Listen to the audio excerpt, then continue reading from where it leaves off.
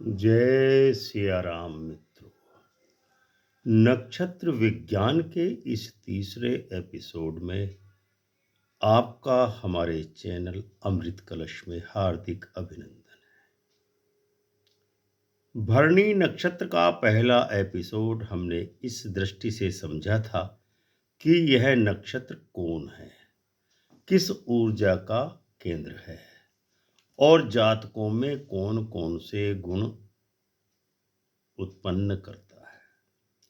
आज के इस एपिसोड नंबर 3 में हम भरणी नक्षत्र के बारे में आगे जानने की कोशिश करेंगे। इस नक्षत्र का कर्म फल क्या है, जातकों के जीवन में किस प्रकार के और कैसे मोड़ आते हैं, उनके भाग्य की दिशा कैसी रहती है, विवाह, कैरियर, आध्यात्मिकता और धन के क्षेत्रों में परिणाम और अंत में जीवन को बदलने वाली रेमेडीज। भरणी नक्षत्र कोई साधारण तारामंडल नहीं है। यह न्याय, आत्मबल और पुनर्जन्म का दर्पण है। कर्म का रहस्य है भरणी नक्षत्र। भरणी नक्षत्र का अधिपति ग्रह है शुक्र और अधिदेवता हैं यम धर्मराज, लॉर्ड यम। यानी यह नक्षत्र इच्छा और नैतिकता, सुख और त्याग, जीवन और मृत्यु, इन दो विपरीत ध्रुवों का संतुलन है। भरणी नक्षत्र में जन्मे जातक कभी भी साधारण जीवन नहीं जीते। उनका जीवन गहरे अनुभवों से भरा हुआ होता है। कठिन निर्णयों का मार्ग चुनते हैं ये लोग, लेकिन अंत में न्याय और सत्य की जीत प्राप्त करते हैं। क्योंकि इस नक्षत्र का नियम है, कर्म नियम स्पष्ट है, जो बोओगे वही काटोगे। लेकिन यदि कर्म शुद्ध हो तो फल असाधारण होता है। बचपन से जवानी तक संघर्ष और सेल्फ डिस्कवरी। भरणी नक्षत्र वाले लोग बचपन से ही जीवन की कठोरता को समझ जाते हैं। अक्सर उनको जिम्मेदारियां जल्दी उठानी पड़ती हैं, भावनात्मक चुनौतियां मिलती हैं और खुद पर भरोसा रखना पड़ता है, जिसका उदाहरण कपिल शर्मा कॉमेडी शो में काम करने वाला बच्चा खजूर। यही कारण है कि इन जातकों की आत्मा कम उम्र में ही परिपक्व हो जाती है। 24 से 32 वर्ष का जो जीवन काल होता है, इनका परिवर्तन काल कहलाता है। यह समय होता है पुराने रिश्तों का अंत हो जाता है, नए जीवन पथ की शुरुआत होती है, भावनात्मक और आर्थिक उत्थान होता है।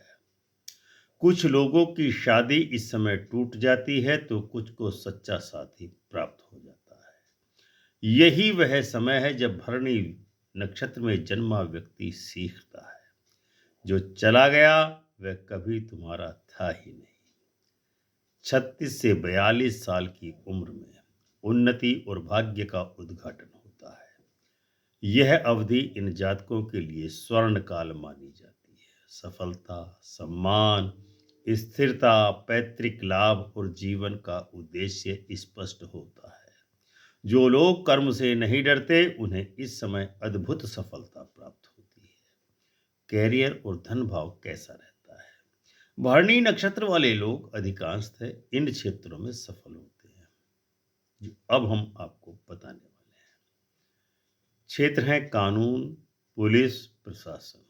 कारण है धर्म, क्योंकि इन तीनों ही सेवाओं में धर्म और न्याय की भावना काम करती है। दूसरा क्षेत्र है मेडिकल और सर्जरी।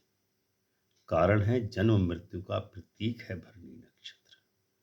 तीसरा क्षेत्र है मनोविज्ञान और आध्यात्मिक विज्ञान। कारण है भरणी नक्षत्र भावनात्मक गहराई लाता है व्यक्ति के मस्तिष्क में।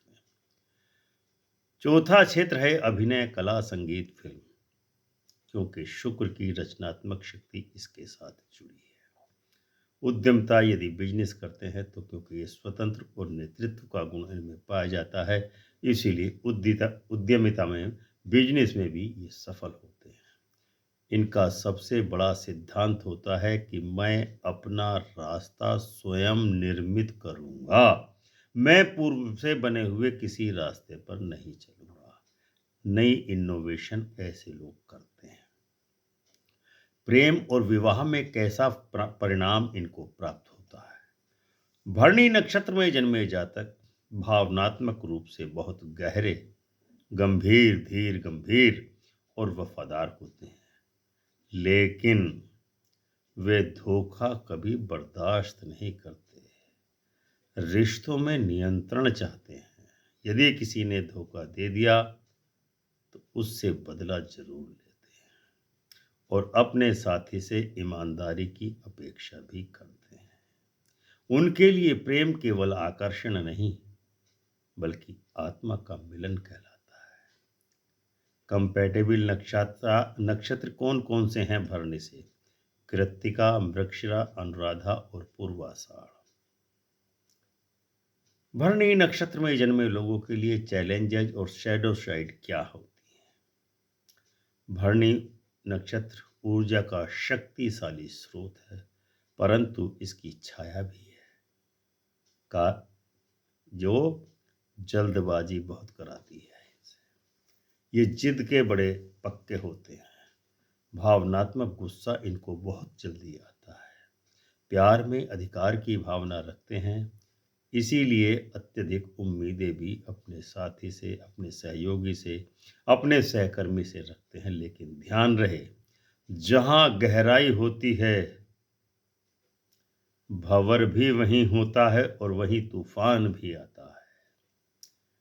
आध्यात्मिक संकेत क्या है कि यह नक्षत्र व्यक्ति को सिखाता है मृत्यु का सत्य, आत्मा का उद्देश्य, कर्म का नियम और जीवन की अस्थिरता।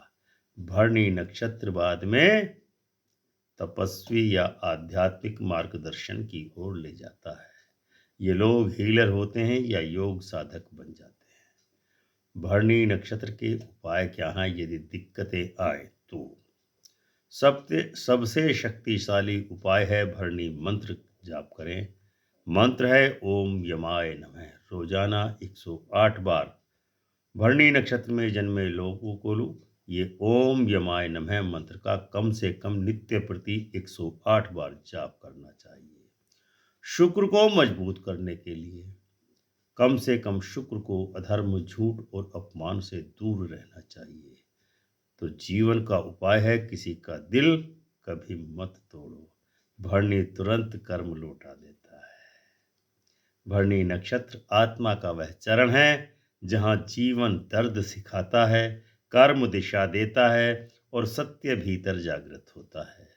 ये लोग साधारण नहीं होते, पुनर्जन्मित आत्माएं होते हैं जो संसार में सत्य, संतुलन और कर्म का संदेश लेकर के आते हैं।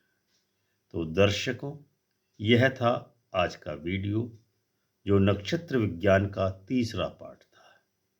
इस नक्षत्र के काफ़ी पार्ट आने हैं। अगले पार्ट का इंतजार कीजिए।